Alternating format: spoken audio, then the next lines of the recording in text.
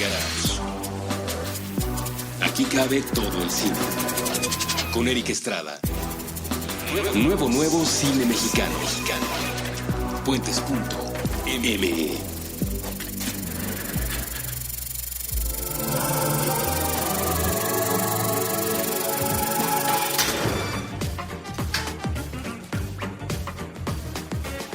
Hola, ¿qué tal? Muy buenas. Hoy vamos a hablar de cine mexicano. Hoy vamos a hablar de cine mexicano de género, lo cual, como ustedes saben, siempre me hace muy feliz.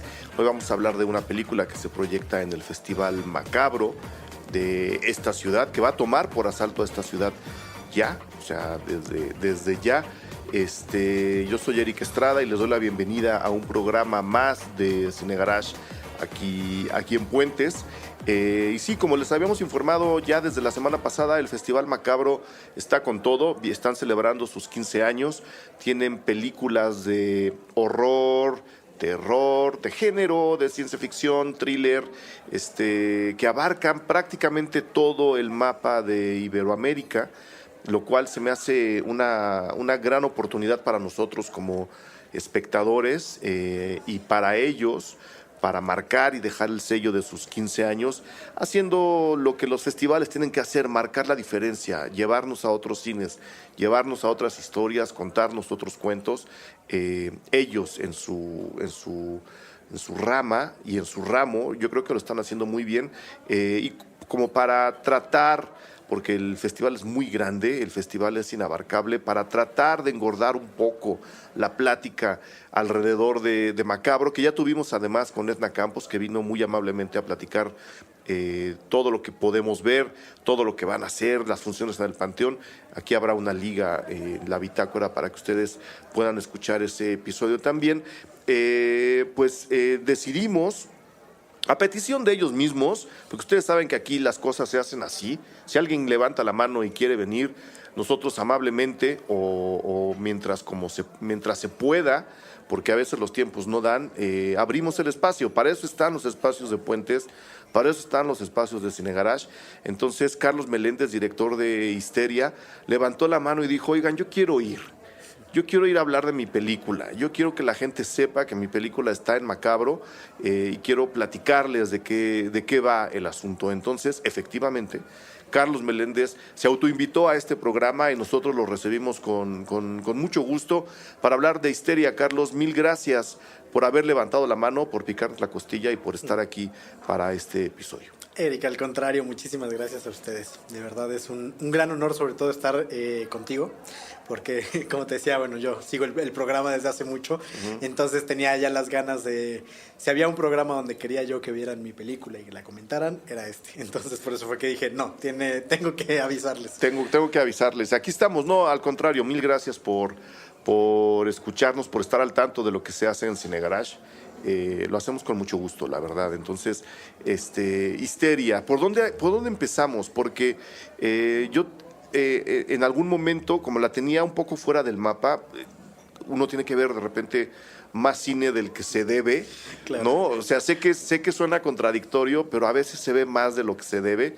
Es decir, hay otras películas que la gente quiere escuchar la opinión de alguien, y esa película pues acaba empujando a otra y el tiempo se complica. Entonces le voy a echar la culpa a Escuadrón Suicida de no haber checado bien el calendario de Macabro, pero bueno, se dio la oportunidad. Histeria va a estar ahí, pero no es el primer festival en donde se ha visto. Es una película que ya se ha revisado en México. Exacto, tuvimos una gala en el Festival de Mérida, Yucatán. Fue donde ahora sí que fue su gran premier.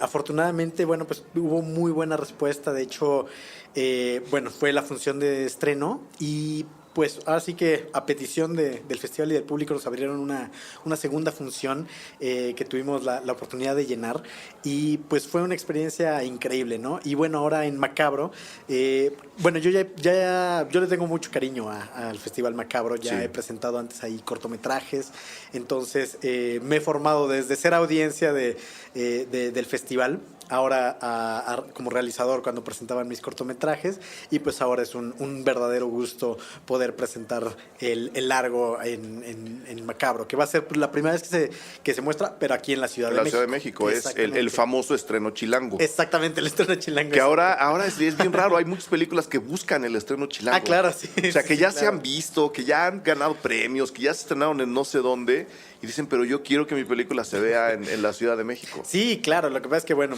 tú bien sabes, aquí devoramos. Es curioso porque, por ejemplo, en Mérida nos tocó ver cómo hay como este ímpetu por ver películas en el festival, está creciendo mucho, pero al final de cuentas yo siempre he visto que el gran reto es pues llenar la sala. Claro. ¿no? Entonces, nosotros cuando estábamos por allá, pues nos tocó competir contra Civil Wars. Nada menos. Nada menos. Entonces, existe mucho esto de quererse enterar, pero desgraciadamente, por ejemplo, en otros estados es más difícil de repente la difusión, ¿no? El tema de la difusión, incluso los mismos festivales batallan con eso. Sí. Y en México, en la Ciudad de México, como que más bien todo el mundo está buscando algo más, exactamente. Entonces, por eso hace que sea un escenario padrísimo, ¿no? ¿Cuándo fue lo de Yucatán? ¿Hace un par de años? No, fue este año, en abril. Este año, en abril. Exactamente. Es que lo sí, movieron sí. de mes o estoy confundiendo. Lo movieron porque creo que antes era, el año pasado, creo que fue en enero o febrero, y Ok. ahora lo recorrieron un poquito. Para que les diera más calor nomás, ¿no? No, bueno, sí, exactamente. Abril en Yucatán. Uf, ¿qué te digo? Sí, no, llegaba a los 40 y tantos grados, Híjole. una cosa, bueno. Uf. Híjole. Pues bueno, ahora vamos me gustaría que nos contaras, Histeria, más allá de la sinopsis oficial, que yo estuve revisando información de la película, más o menos todas cuentan lo mismo porque tu historia es muy sencilla, ¿no? Lo que importa es qué tanto consigues estirarla y adornarla y meterle cosas, pero ¿cómo llegas a Histeria? Es decir, desde la escuela, desde los cortos que presentaste tanto en Macabro como en Morelia, ¿cómo se van armando las cosas para que tú acabes filmando Histeria? Pues mira, yo me gradué de la New York Film Academy, ya por ahí del 2007, y regresando a México, pues fue como esta cuestión, uno sale de la escuela y trae como este ímpetu luego por querer hacer la ópera prima, ¿no? Tú no plagiaste tu tesis, ¿verdad? No. Okay. Sí, porque si no, aquí se acaba la entrevista. Exacto, sí, no, aquí le acabamos, gracias. Muy bien, muy bien. No, para nada. Y entonces, pues yo tenía justamente como este hambre ya por hacer la ópera prima. Y fue curioso porque yo estudié, la New York Film Academy tiene está en varios lugares del mundo, y yo estudié en la de Los Ángeles. Uh-huh. Y creo de repente que hay como una forma de ver el cine muy distinta de Estados Unidos a México, ¿no? Entonces, cuando llega uno acá a enfrentarse un poco a lo que es la situación del cine mexicano y de toda esta cuestión de los grandes apoyos que hay, porque vaya, sí se tiene que dar su merecido reconocimiento a todo lo que hace el IMCINE, pero es un proceso, vaya, que es largo, es decir, desde generar el guión, meter carpetas y conseguir gente que también te avale para que te den los estímulos fiscales o conseguir contribuyentes, es un proceso que puede tomar mucho tiempo. Sí. Entonces yo estaba escribí varios guiones, y que no quedaban con los estímulos, que no lográbamos levantar y que eran años. A la par yo seguía haciendo cortometraje para no dejar justamente como toda esta parte de lo del cine, mientras dirigía otras cosas como comerciales, videoclips, pues, así que todo lo que me permitiera como dirigir. Y entonces fue a partir de un corto que hice, que era en realidad un piloto para una serie que se llama El Huésped, que estuvo en Morelia del 2014. Sí. De ahí me empezaron a llamar de Estados Unidos para asistir dirección, pero de películas súper independientes y súper guerrilleras. O sea, que hacíamos en 12 días, en 15 días, en esquemas muy, muy pequeños, con presupuesto mínimo. Entonces un poco ahí se volvió como mi especie de escuela de cine guerrilla. Claro. ¿No? Entonces ahí fue cuando yo empecé a decir, a ver, momento, entonces como esta noción de repente con la que sale uno de que hacer una película tienes que tener el promedio de los 5 a 15 millones de pesos, o de que tienes que tener una inversión enorme, o, ¿sabes? De repente perdemos como la noción de la parte económica para levantar un proyecto. Es curioso porque yo comparaba de repente mucho la carrera de directores en Estados Unidos con la parte de México. De cómo, por ejemplo, en Estados Unidos tienes directores que pueden levantar una película muy pequeñita y de repente eso los detona a Sundance, a Tribeca, a Toronto, a ciertos festivales, y poco a poco se va dando como ese crecimiento más gradual, ¿no? Y me da la impresión de que en México es distinto, es decir, las óperas primas que salen apoyadas, por ejemplo, si son escuelas como CCC, CUEC, tienen una inversión ya puesta a nivel gobierno, sí, para que se hagan óperas primas que tienen pues un costo aproximado de 5 millones, de 15 millones, una cosa por el estilo, ¿no? O se meten justamente como todas estas carpetas para bajar los estímulos fiscales. Entonces, de repente uno está como luchando con esa noción de, bueno, pero ¿de qué lado? Y a mí me pasaba que cuando yo regresé a México y hablaba y veía como esta cuestión del cine guerrilla, del cine independiente, era muy mal visto aquí. Sí. Era el videohome. Sí. De repente así como, no, es que eso no es cine, eso es videohome. Eso es videohome. Eso es videohome, ¿no? Y entonces a mí me ponía como esta contradicción de decir, ¿cómo? Pero Clerks se hizo con $7,000 y no es un videohome, ¿no? Claro. El mariachi, Duel, qué sé yo, The Following, etcétera. Sí. Se hicieron con presupuestos muy pequeños y no son videohome. No los llaman videohome. Exacto, porque tenemos como ese estigma en México del cine independiente, del cine guerrilla, y entonces todo incluso el cine, del videohome, ¿no? Incluso el videohome, que exactamente. Pues nadie nega que ahí hay también cosas interesantes. Hay cosas interesantísimas, hay cosas a mí también que se me hacen muy interesantes, pero curioso, existe justo como este fuchi, ¿no? A decir, no, eso no es cine de verdad, ¿no? El cine de verdad tiene que ser caro casi. Claro.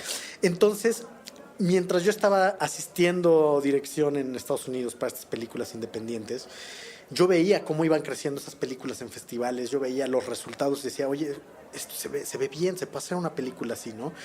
De ahí me contrataron para dirigir un largometraje, que fue mi ópera prima en realidad, que se llama After School, que dirigí también allá en Estados Unidos, y fue una película también muy pequeña, muy pequeñita, pero que no era guión mío, ¿no? Entonces, era una historia que me contrataron para dirigir. A mí me encanta el proyecto, le fue muy bien en festivales. Y entonces cuando empecé como a ver ese esquema, fue que dije, tengo que trabajar mi guión, porque todos los guiones previos que había escrito, yo había escrito otros 5 guiones y todos eran así como cosas muy grandes, de presupuestos muy altos. Claro. Entonces dije, no, creo que es momento de armar una película con los elementos que tengo, con las cosas que tengo, y hacerla guerrillera, ¿no? Entonces así fue como, pero algo que yo quería pelear mucho era que a pesar de que fuera una película guerrilla, independiente, de inversión privada, de inversión de riesgo, que no fuera chafa. Claro. No, ese era así como mi gran reto, decir, sí, una cosa no tiene que ver con la otra. Exactamente, ¿no? Entonces, afortunadamente me junté con Gabriel Reyes. Gabriel es co-guionista de Eli, de Amate Escalante, y juntos escribimos el guión, ¿no? En un principio la idea, a mí yo también soy muy fan del cine de género, y el primer acercamiento que se tenía a la película era hacer una película de horror, ¿no? De horror. Y curiosamente al estar como cuestionando justamente, y era también el momento en el que estaban ocurriendo, pues, bueno, que siguen ocurriendo desgraciadamente todas estas cuestiones de violencia y de abuso en el país, cuando estábamos como en esta cuestión de ver qué es lo que más miedo nos daba actualmente, y te das cuenta de que es pues la misma situación social que se está viviendo. Y a mí lo que me llamaba mucho la atención era ver cómo todo este ambiente repercute en el individuo, es decir, ya salir un poco del tema político, salir un poco del tema del narcotráfico y centrarnos más bien en el ciudadano común y corriente, y cómo todo este cúmulo de violencia y de abuso lo puede ir bombardeando y va corrompiendo su carácter y puede sacar lo peor de las personas, ¿no? Que es un poco, a mí me sorprende ver ya justo estas sociedades donde ves a una persona común y corriente, el individuo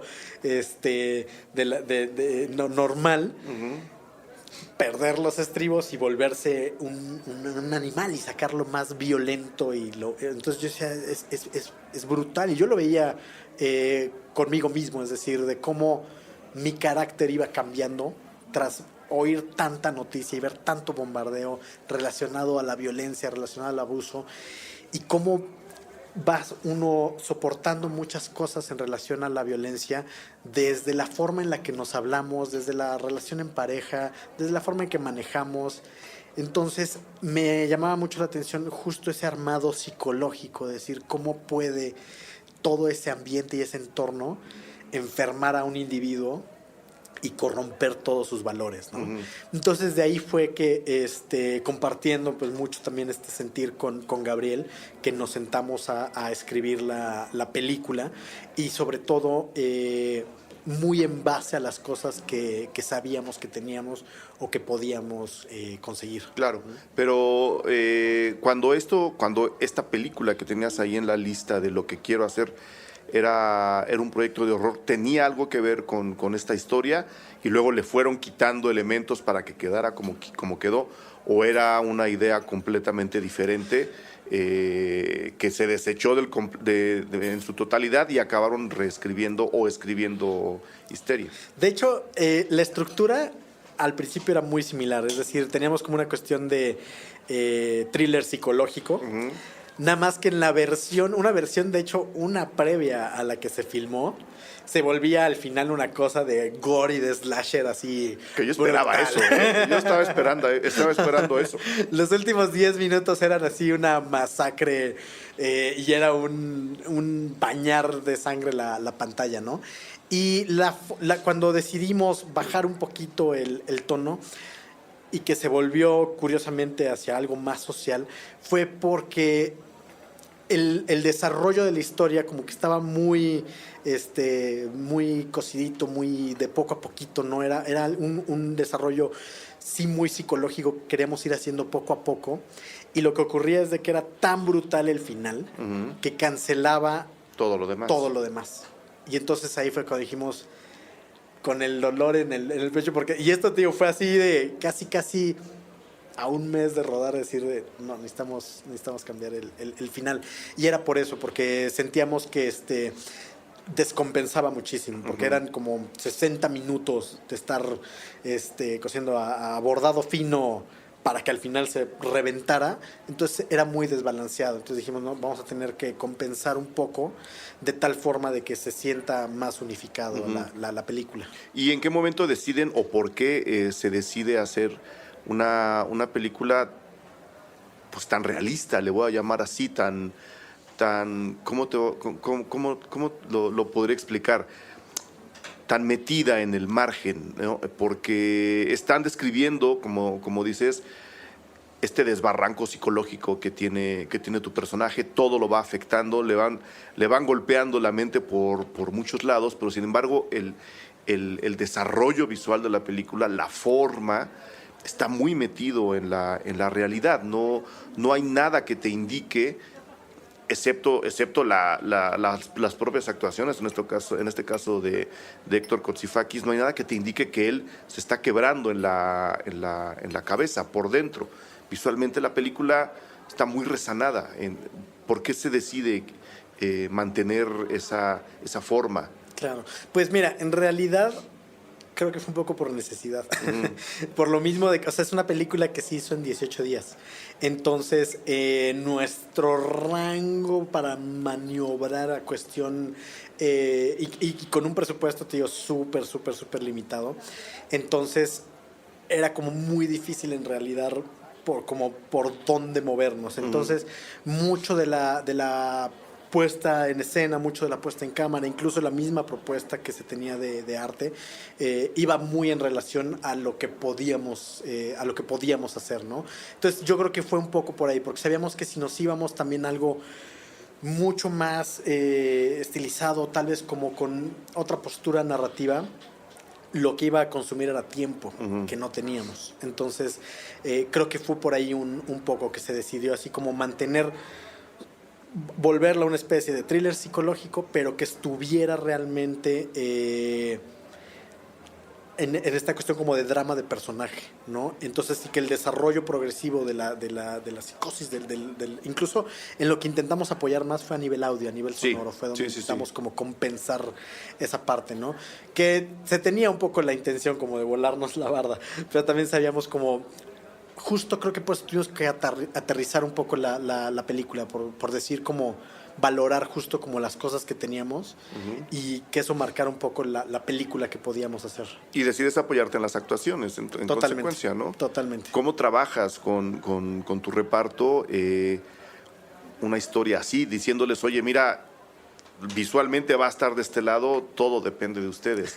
¿Cómo lo trabajas? Tomando en cuenta además que, como me acabas de decir, había muy poco tiempo y ya dejamos claro que se trata pues, de cine independiente, entonces también hay muy poco dinero. Totalmente. Pues mira, de hecho fue una cosa de verdad maravillosa, o sea, en el sentido de que para mí me siento muy agradecido por el cast con el que pude trabajar, porque es gente que admiro mucho.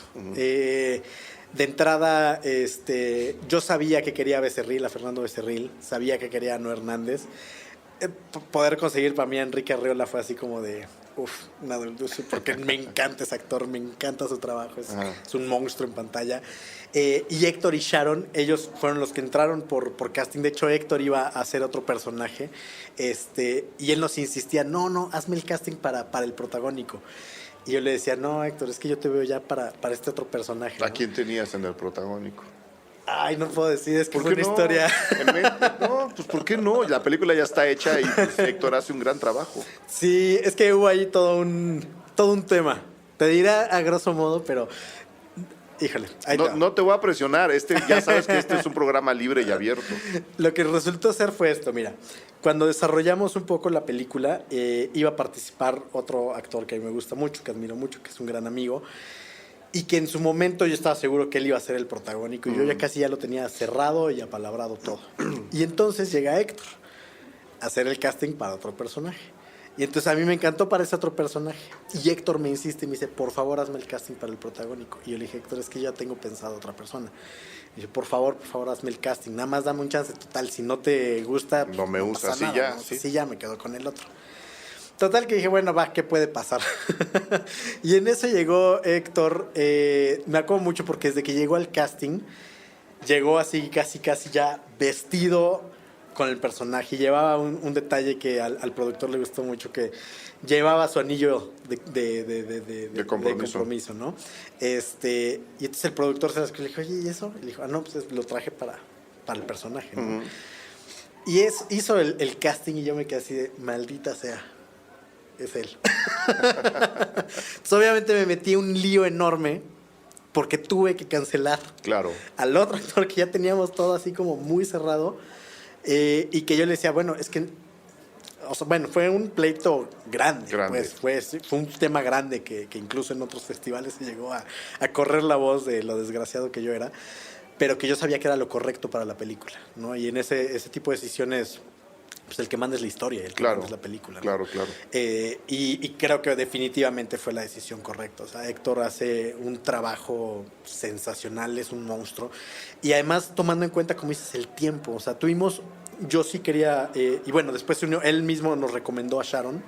Hicimos el casting y bueno, con Sharon, porque además encontrar al personaje de Sony era muy difícil, porque el personaje, bueno, para no quemar mucho, pero mucha gente la detesta. Descríbelo, o sea, yo me acuerdo haber puesto la película y a los 2 minutos, porque la película empieza con ellos, claro, a los 2 minutos siendo Sharon encantadora, yo dije, puta, la odio.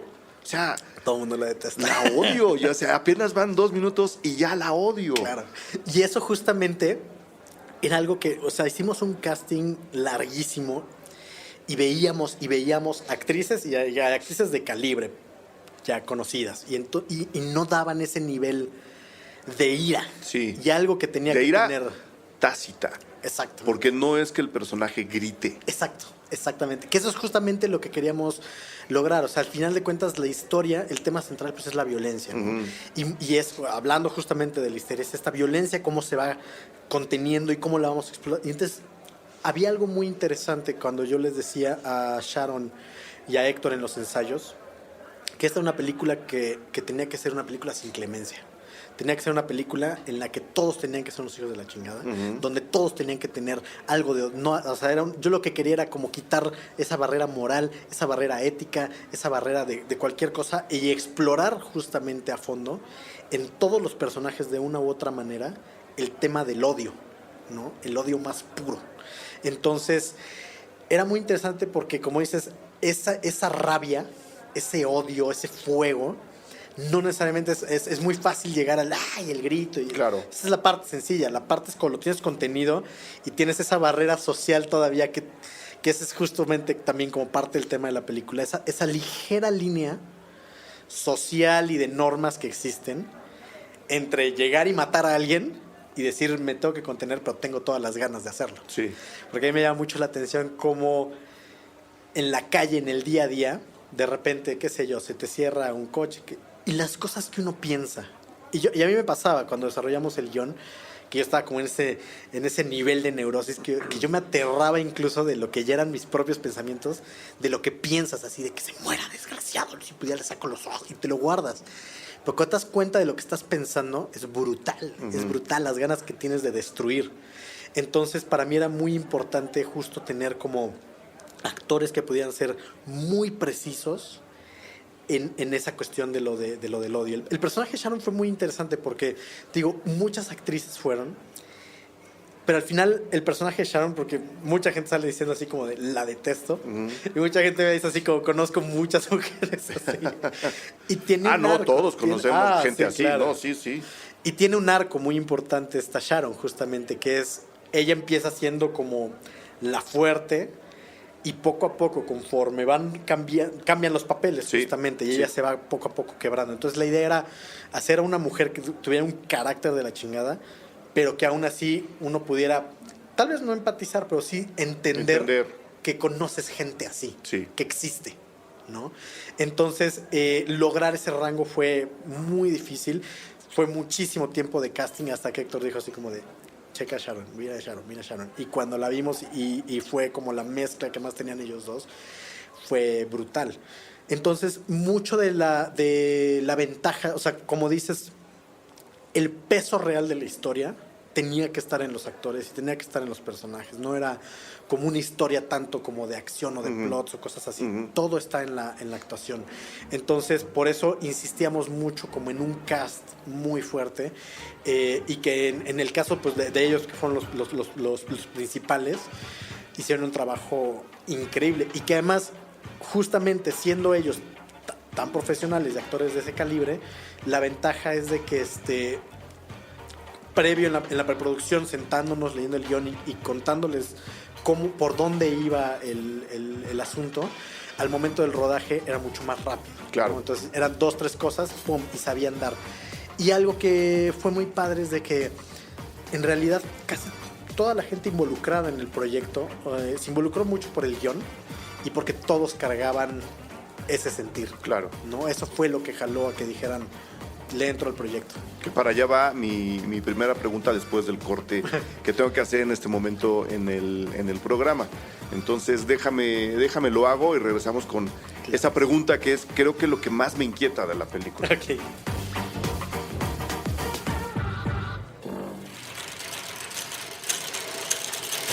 Puentes. Arbus supracortical. Aquí todos estamos locos. Con Rafael López. Nuevo episodio todos los viernes a las 8 a.m. Puentes.m. La ruta más corta entre dos extremos es un puente. Mucha mierda. Con Pablo Iván García. Teatro actual en la Ciudad de México. Todos los jueves nuevo episodio a la 1 de la tarde. Puentes.me.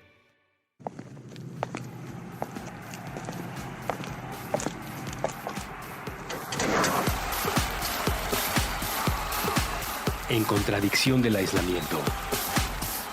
Puentes.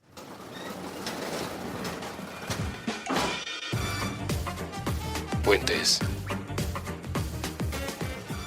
Muy bien, ahora sí, Carlos, cuando yo veía la película, pues, entiendes la evolución o la destrucción del personaje, o la construcción del personaje, como le quieras ver, porque es un personaje que da un giro de 180 grados.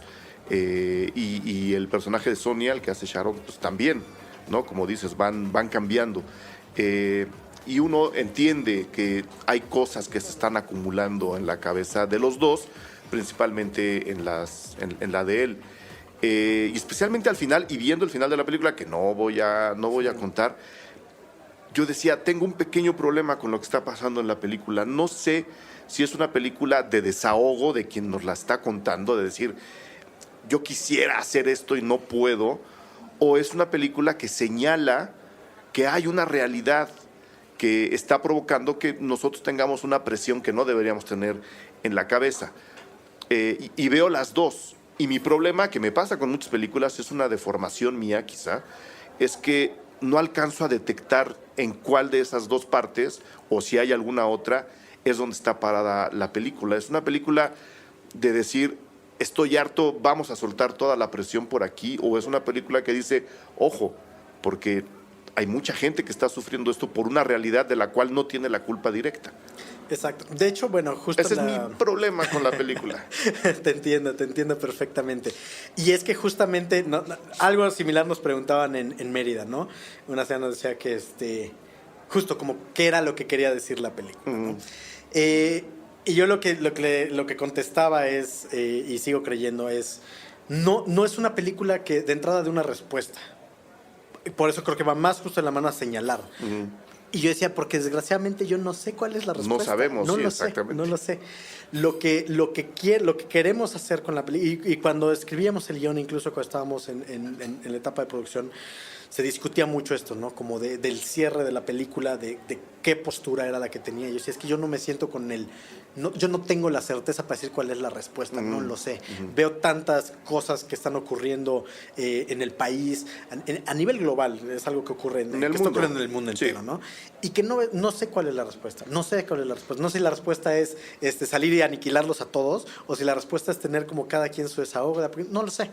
Lo que sí sé es de que está ocurriendo y que era importante, justo como dices, señalarlo y mostrar un poco ese espejo, de decir, lo que yo buscaba era más bien como crear esta especie de plantar esta semilla en el espectador y de que dijera, creo que a veces sí, yo reacciono así, ¿no? Y el saber hasta dónde, porque aquí es donde entra como la parte difícil, que es decir, un poco la película plantea, por un lado, no puedes dejarte de todo el mundo, pero tampoco puedes hijo de la chingada. Sí, ¿no? Es justamente dónde está ese punto medio, hasta dónde es correcto. Y ya sobre todo en cosas que son difíciles de decir. ¿Le entro a un negocio chueco pero que cuesta mi carrera o no le entro? Es esa pregunta, ¿no? Esa cuestión de saber hasta dónde está también nuestra responsabilidad, porque desgraciadamente lo que está ocurriendo también en el país te está jalando, claro, quieras o no. Claro. Entonces, aunque tú no quieras formar parte, eres parte de. Aunque no te quieras meter, pero el no meterte te hace también culpable, ¿no? Entonces, explorar ese terreno es difícil. Y en mi caso, yo lo que quería era justamente no dar una postura clara de decir, esta es la solución, esto es lo que va a pasar, ¿no? En algún momento, justo en el festival me preguntaban, bueno, ¿y qué va a ocurrir después de la película, ¿no? Y él decía, pues lo más es que no pase nada. Sí, no, es que yo me quedé así como, híjole, pues es que después de esto seguramente pues no va a pasar nada. Exactamente, ¿no? O sea, exactamente. No hay, como dices, no hay una solución. Exacto, y eso era algo que, por ejemplo, sé que era como dices, arriesgado en el sentido de que no, y a mí me pasa también con muchas películas de repente cuando se queda medio ambiguo, sí, o como que disparas algo y como no terminas de cerrar, no se da como incluso esa como catarsis, es decir, así como de, ok, ya, entiendo lo que va. Sabíamos como ese riesgo, pero también yo quería justo como apostar más bien a dejar ese sentir, claro, ese pésame en la película, decir, de más bien crear esa especie de reflexión sobre el comportamiento de uno. Tomar el riesgo antes que callártelo, ¿no? Exactamente. Que siempre, según yo, siempre es preferible. Totalmente. Salga o no salga, a veces las cosas salen, a veces no, pero tomar el riesgo siempre, para mí, es como lo que hay que celebrar. Sí, claro. Sí, y era algo que, sabíamos que en ese sentido, por ejemplo, pues sabíamos que la película era como de un tema ahí como complicado, como dices, que tiene esta cuestión de creación de más de drama de personajes, a pesar de que traía como sus hilos de thriller psicológico, pero que, vaya, al final cuando dijimos así es como se tiene que contar, Y era por eso, porque más bien la sensación final que queríamos dejar en el espectador era esa. Porque yo de repente sospechaba que todo iba a ocurrir en una especie, todo iba a empezar a encauzarse en una especie de Día de Furia, ¿no? Que es una película que hemos visto 80 veces, claro, ¿no? A veces bien, igual, a veces mal, pero yo dije, esto está apuntando a un Día de Furia. Ustedes también deciden no tomar ese camino. Totalmente. De hecho, mucha gente cuando empezábamos bueno, ha sido como la comparación directa, tanto Día de Furia y Relatos Salvajes, ¿no? Pero no puedes compararlas. Porque Día de Furia está contando una historia completamente diferente. Es exactamente lo que yo... Es una película casi de venganza. Claro, totalmente. Y tu película no. Exacto. Y eso justamente... Porque cuando abordamos el tema, justo fue como el primer referente y yo le decía al productor y a Gabriel, le decía, tiene que ser una película que tiene que estar centrada en el individuo y en el trastorno psicológico, no en esa cuestión, porque Día de Furia arranca ya con vamos a matarlos a todos. No en el desahogo brutal. No en el desahogo brutal, sino en la acumulación, acumular. Y ese medio desahogo que no termina de existir. Claro. Y cómo, me gustaría que lo dijeras tú, porque creo que está quedando de manera muy, muy clara, cómo es que una película como Histeria, que no es horror, pero que iba a ser horror, que tiene elementos de thriller, pero pues es más bien un drama, cómo es que Histeria encaja en un festival como Macabro, que es donde va a tener su estreno chilango. Claro. Que es una ciudad con muchas presiones, que es una ciudad con muchos... La filmaron aquí, ¿no? Sí, todo es aquí. O sea, es el escenario natural de la película. ¿Cómo ves tú, como el que escribió la película, el que la dirigió, el que la armó, a la película acomodada en Macabro, donde se ven cosas mucho más gráficas, claro, mucho más oscuras, a nivel ahora sí visual, pero no necesariamente más tranquilizadoras, porque la tuya no es una película tranquilizadora? Claro, creo que es un poco por ahí, o sea, yo siempre como, vaya, no recae, como dices, el peso en la película no recae en el género fantástico, ¿no? Que es lo que debiera ser. Sería lo natural. Sería para lo natural, Macabro, exactamente, ¿no? para un festival de género. Y creo que más bien va justo por el lado de... Digo, yo incluso cuando lo hablaba con Edna, o sea, como el por qué, porque yo le decía, bueno, o sea, yo entiendo que no es una película como de género propiamente hablada, pero que sí, vaya, tiene esta cuestión más apuntada hacia el final pues, como del tema del terror cotidiano, ¿no? Por ejemplo, se presenta también en el festival otra película de un gran amigo, de Alex Ortega, la película de Atroz, que habla también un poco cerca de... Bueno, ahí es más hacia meterse a la psique de un asesino en serie, ¿no? Pero que es también como muy... en el plano realista y es muy como del día a día. Entonces creo que por ahí era que empataba un poco. La nuestra lo que pasa es que va a un desarrollo no gráfico, sino psicológico. Y que yo sí insistía mucho que en sí el desarrollo de la historia sí era de un thriller psicológico. Es decir, para mí era muy importante como poco a poco hilar y crear ese suspenso, ¿no? E ir construyendo. Entonces creo que es más... por lo que veo que de ahora en México, también de mis otros compañeros que hacemos cine de género, que nos interesa el cine de género, de cómo la parte social para los cineastas, incluso que quieran abordar el género, es una parte tan importante ahorita, ¿no? Del miedo y del terror que se vive en el día a día. Pero a ti el cine de género te importaba desde antes. Uy, a mí me encanta el cine de género. ¿Por qué? Sí. Pues porque siempre me ha gustado mucho por así decir, como la metáfora del horror, ¿no? Esta parte, y que es algo por lo que también tuvimos que alejarnos por el tema que se estaba logrando acá. Pero a mí lo que más me gusta del género fantástico es justamente el cómo logra todos estos miedos espirituales, por así decirlo, de alguna manera crear esa metáfora física, ¿no? A la que se confronta, ese elemento que irrumpe en el plano real, ¿no? A mí siempre me ha gustado mucho del género fantástico esa capacidad de imaginar, ¿no? Esa parte que de repente siento además que en México se hace muy de lado, como si fuera muy fácil, sí.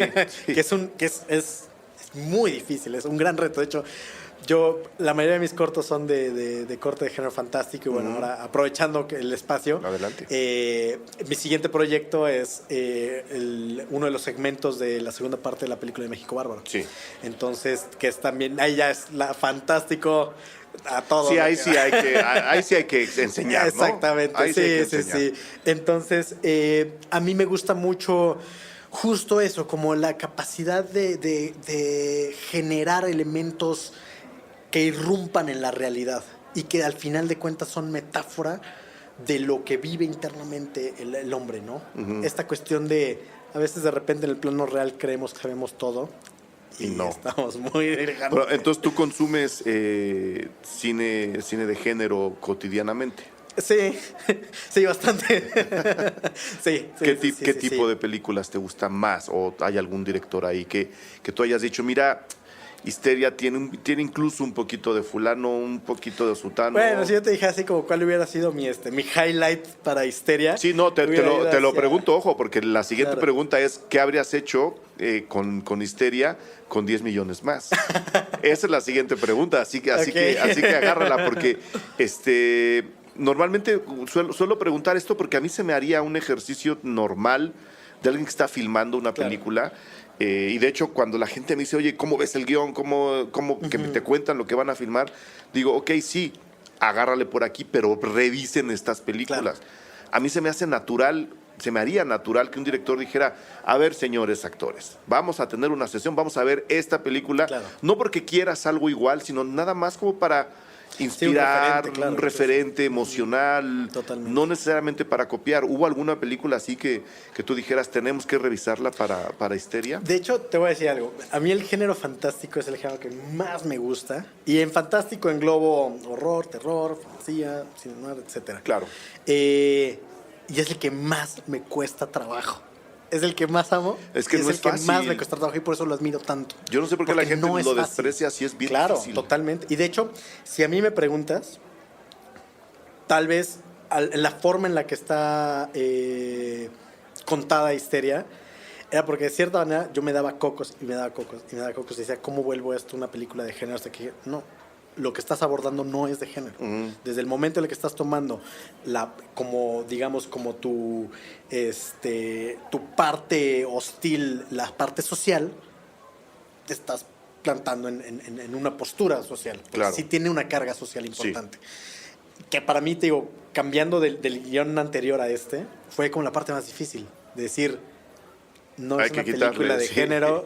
Carlos, ubícate. Hay que quitar el murciélago Exactamente. gigante. Y yo no quería, y de hecho fue una larga charla con el productor que él también me decía, no, porque estás descompensando. Y viéndolo objetivamente decía, sí, tienes razón, no es una película propiamente con las convenciones del género. Y para que funcione esta historia, que además sí quería contar, necesito tomar esa decisión. Pero yo tenía varios referentes para Histeria, de los cuales también intenté como en su momento alejarme lo más posible. A mí me fascina Hitchcock, por supuesto, para mí es así como amo al señor de muchas cosas. Claro. Había varias cosas, a la parte como psicológica que me gustaban, pues de Polanski estuve ahí como revisando varias cositas, incluso era un poquito como el terror que me hubiera gustado generar, algo así como de Tenant, justo que es esta cuestión real irrumpiendo y que va llevando poco a poco a la construcción. Sí, es una construcción tan precisa psicológica que dices, Dios, ¿qué es esto? Qué monstruo, ¿no? A ver, ¿de qué otras cosas tenía como de referentes precisos? Es que intenté como sí alejarme un poco de mis grandes, porque además es que los veo y lloro. Claro, no, especialmente si ves El Inquilino, ¿no? No, sí, claro, sí. Ahí lloras por todos lados. Curiosamente había algo ahí de Argento que quería tocar, que sobre todo creo que más hacia la parte gráfica, que de repente dije así como de, sería bellísimo poder así hacer como algo ahí. Pero pues no tenías los 10 millones que son la siguiente pregunta. O sea, la película está bien, ya entendiendo el manejo visual, yo me quedo mucho, mucho más tranquilo. Me gusta, ¿no? Mi problema ya te lo conté, claro. Creo que la película cumple muy bien, ¿no? Siempre uno espera una explosión más efectista, le voy a llamar así, porque estamos muy mal acostumbrados al cine de Hollywood. Pero creo que tomando en cuenta que es una película independiente, en donde todo mundo puso de su parte, yo creo que alcanza el sacón de onda que tú estás, en el que nos estás dejando hacia el final. Pero, ¿qué habrías hecho si hubiera habido 10 millones más? No sé si hubiera hecho esta película. O sea, yo creo que hubiera hecho otra. No, tomando en cuenta, o sea, imagínate que sí, que llega y me dice, es ese guión, son esos actores, Ajá. no puedes mover nada más que el presupuesto. Pero es exactamente la misma historia. Yo creo que definitivamente tiempo, para tener más tiempo para desarrollar muchas cosas. Es decir, no necesariamente extender escenas, pero sí me hubiera Para gustado planearlas. tener... Sí, hay muchas escenas que desgraciadamente por los tiempos uno siempre se queda con el...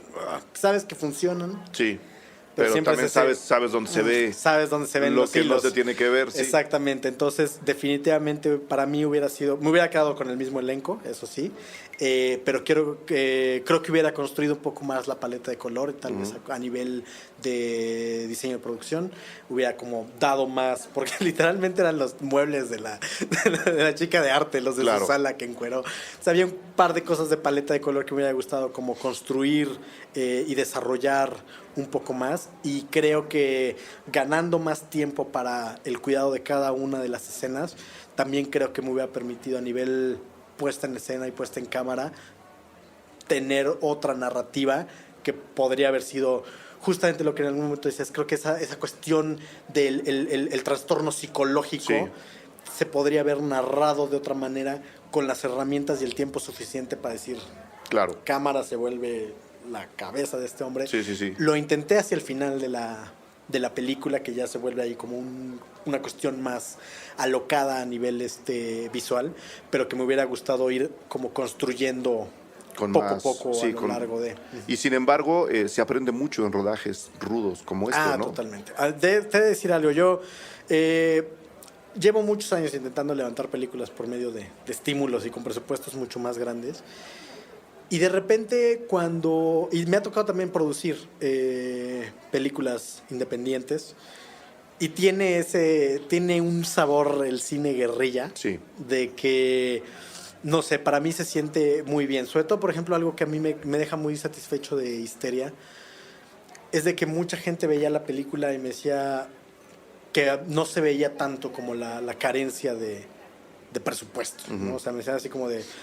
Bueno, yo la veo y digo, ok, va, está como en la media, pues, de películas, tampoco es que sea sobresaliente, tal vez, pero está como en la veo y veo una película, que para mí era Claro. mi miedo. Sí, derrumbar que la vieran y el mito dijeran, del videohome. Exactamente, ¿no? Y que dijeran así como, no, es que tu videohome. No, entonces a mí me siento muy conforme que la gente la vea y vea una película, ¿no? Y ese sabor de repente, y además te hace ser muy creativo en muchas cosas y tomar decisiones muy rudas que sí te dicen, a ver, resuelve esta escena increíble en un plano. Sí. Y eso es algo que tal vez teniendo justo todos los 10 millones, no necesariamente te hace mejor, porque te hace a veces más temeroso. Es decir, si tienes mucho tiempo para cubrir una escena te acolchona. y tiras 100,000 ángulos, y ya en postproducción decido. Y a ver, échatela en una. Sí. Y lo que es. Y lo que es y es lo move que on. hay, sí, claro. Exactamente. Y eso es bien fuerte, o sea, tener como de iris what it is y saberte mover y decir, move on.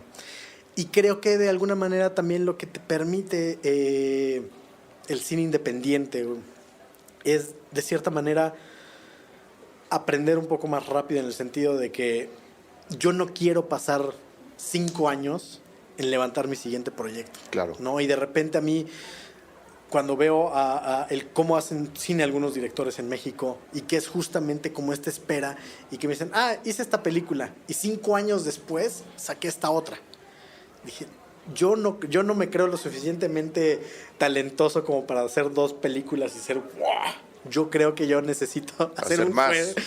hacer un buen de películas para aprender el oficio. Claro. Y que es, al final de cuentas, lo que para mí se me hace maravilloso. O sea, aprender, decir, ok, ya aprendí esto de esta película. Next. lo que sigue, ¿no?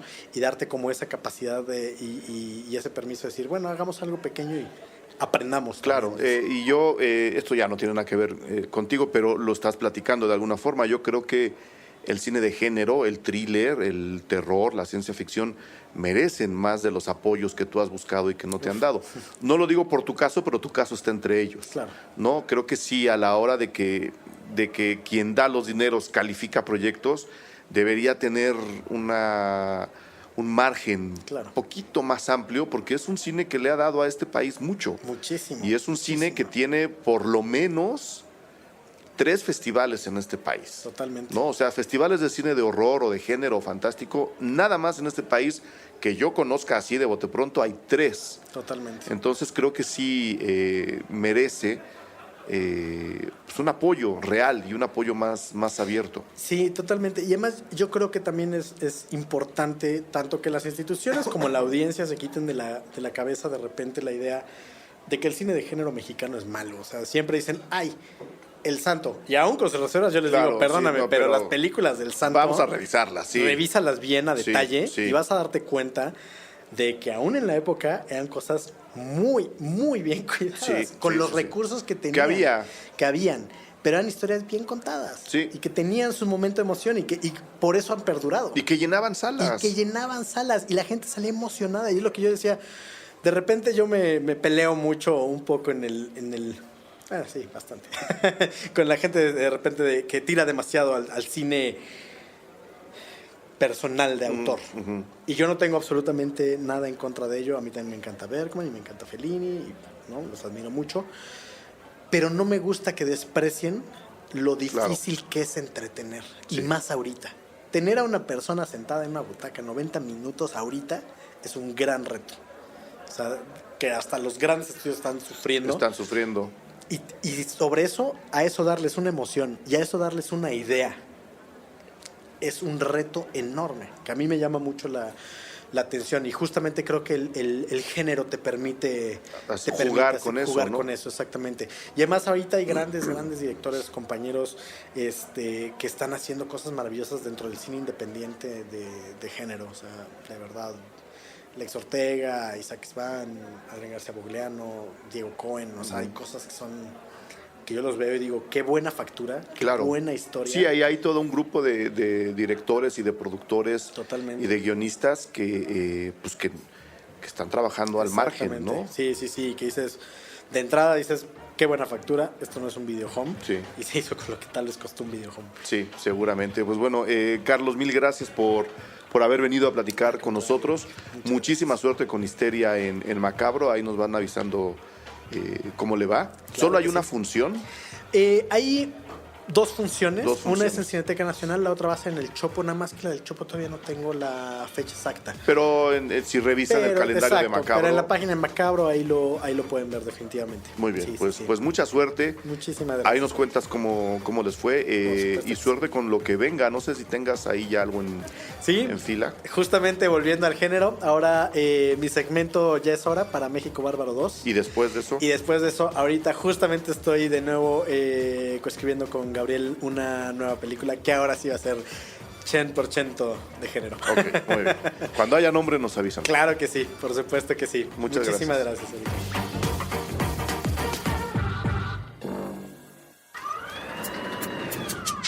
Cine Garage.